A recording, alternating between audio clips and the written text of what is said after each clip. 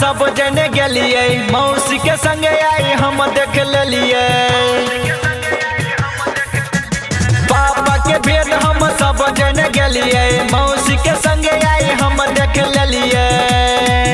कहे देखे ले जाई छी मकैया पापा मौसी के करे बटैया फिरल छथिन करे ले जतैया। पापा मौसी के करे बटैया फिरल छथिन करे ले जतैया।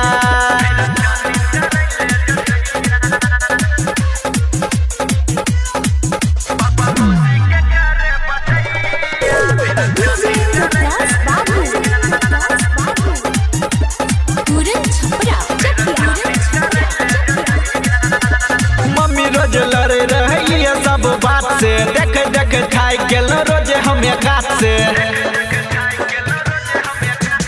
मम्मी रोज लड़े रही सब बात से देख देख खाई गेल रोज हमें काट से। लाज लगे छे हम के करा कहिए पापा के बात छिए किया ना बताइए।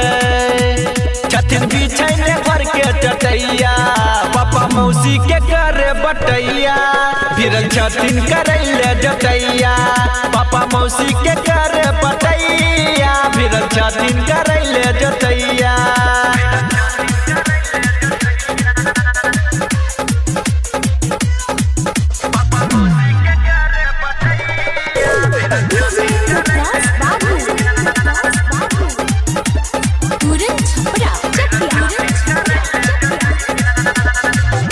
उम्र में पापा करे एहन काम लाज शरम नहीं प्यार करे खुलेआम। 35 के उम्र में पापा करे एहन काम लाज शरम नहीं प्यार करे खुलेआम। मौसा जानते तब की होते बिन दुश्मन के दुश्मन होते नहीं टूटते कहियो ई सनहिया। पापा मौसी के करे बटैया फिरल छथिन करे ले जतैया। पापा मौसी के करे बटैया फिरल छथिन करे ले जतैया।